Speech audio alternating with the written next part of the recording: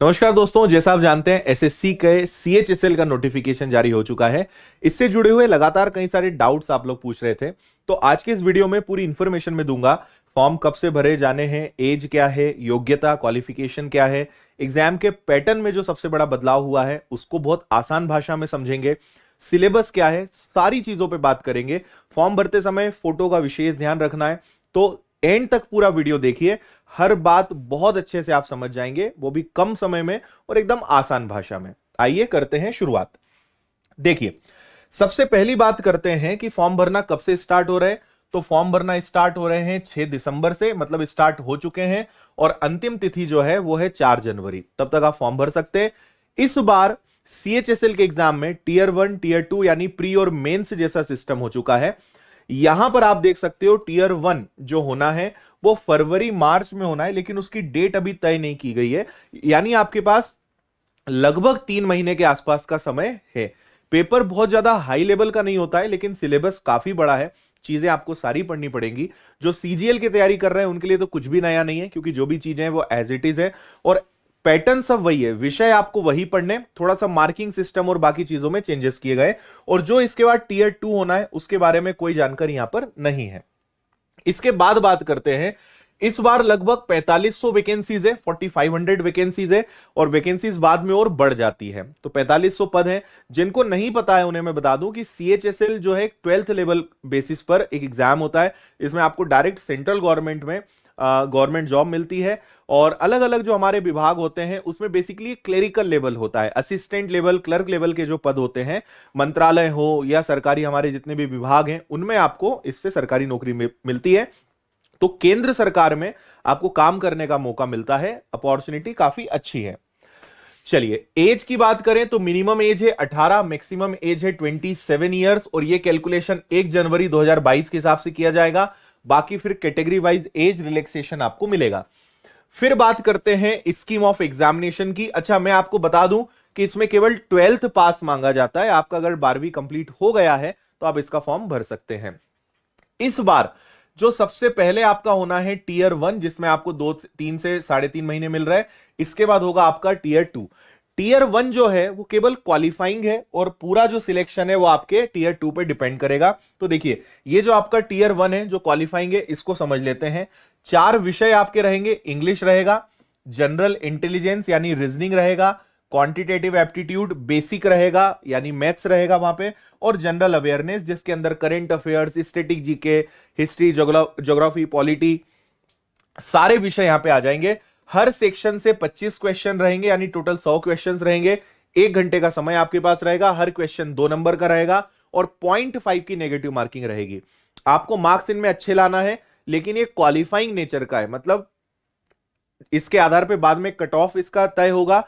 इसमें से कुछ लोग के मार्क्स, मतलब कट ऑफ के आधार पे लोगों को चुना जाएगा, लेकिन इसके मार्क्स फाइनल मेरिट लिस्ट में नहीं आएंगे। लेकिन इसका यह मतलब नहीं कि मेहनत नहीं करनी है, पढ़ना तो पड़ेगा, क्योंकि लाखों की संख्या में लोग फॉर्म भरेंगे, तो आपको कट ऑफ तो क्लियर करना पड़ेगा। कट ऑफ हाई जाता है, अच्छा कट ऑफ जाता है हर बार, तो आपको भले क्वालिफाइंग हो, मार्क्स ना मिले, लेकिन एक मिनिमम जो कट ऑफ होगा वो क्लियर करने के लिए मेहनत करनी पड़ेगी।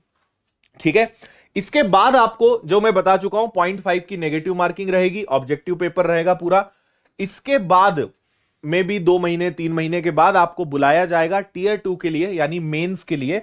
अब इसको ध्यान से समझिए।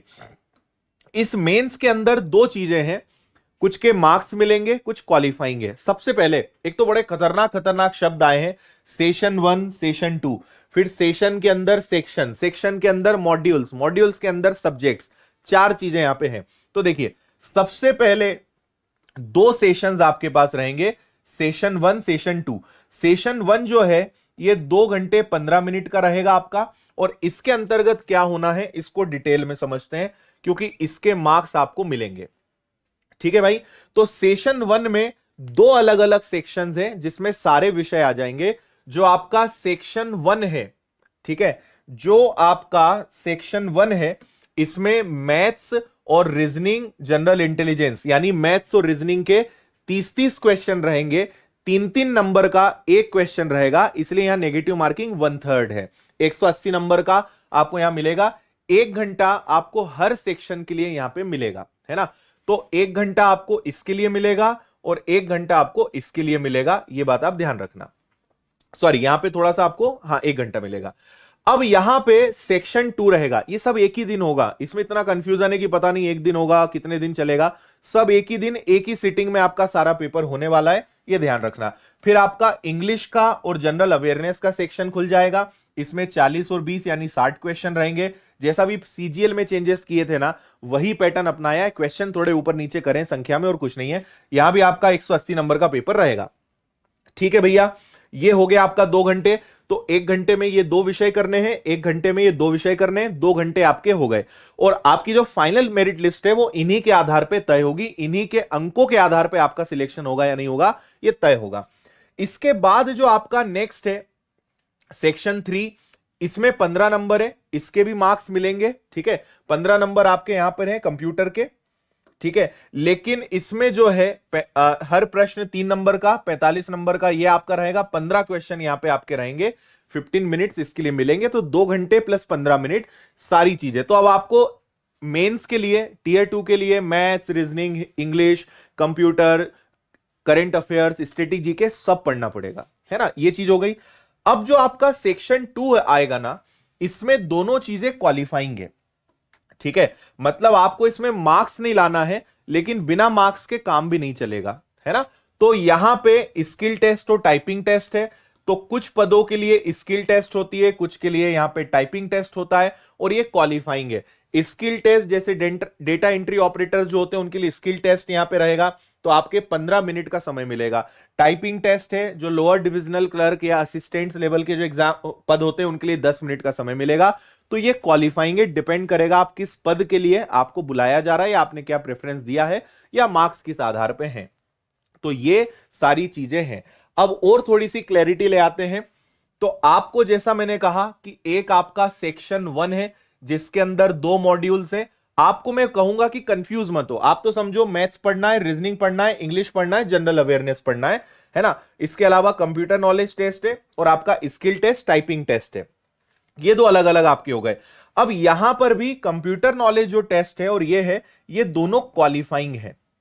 ठीक है, ये दोनों कैसे हैं, केवल आपको क्वालिफाई करना है।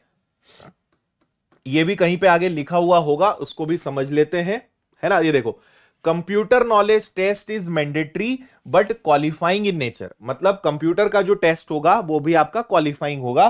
तो आपका जो एग्जाम का रिजल्ट है, सिलेक्शन है, वो केवल इन 2 सेक्शन 1 और सेक्शन 2 पे डिपेंड करेगा। और ये जो आपका सेक्शन 3 है, ये कंप्लीटली क्या है, क्वालिफाइंग है। मार्क्स लाने हैं लेकिन क्वालिफाइंग, मिनिमम मार्क्स लाना है, मतलब आपको नॉलेज होना चाहिए। कंपटीशन इनमें नहीं है, ये बेसिक चीजें जो पता होनी चाहिए, लेकिन सिलेक्शन इनके आधार पे तय होगा।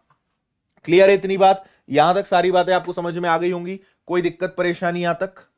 ठीक है, ये सारी बातें हमने आपको अच्छे से यहां पे समझा ही दी है ना। 15 मिनट यहां पे हो गए आपके, पार्ट ए पार्ट बी में फिर ये बटा रहेगा, ये डिपेंड करेगा। चलिए, अब अगर आपके कोई डाउट है, दिक्कत परेशानियां हैं, यहां जो चीजें लिखी हुई है वो मैंने आपको बता दी। नेगेटिव मार्किंग, सिलेक्शन किस आधार पे होगा, क्या होना है, वो सारी बातें यहां पे हमने आपको समझा दी है। फिर यहां पे पूरा लिखा हुआ है, पीडीएफ में आपको थोड़ा सा पढ़ना पड़ेगा कि किस पोस्ट के लिए क्या है, कितनी टाइपिंग टेस्ट है, किसके लिए कितने की डिप्रेशन है, क्या वर्ड की स्पीड चाहिए।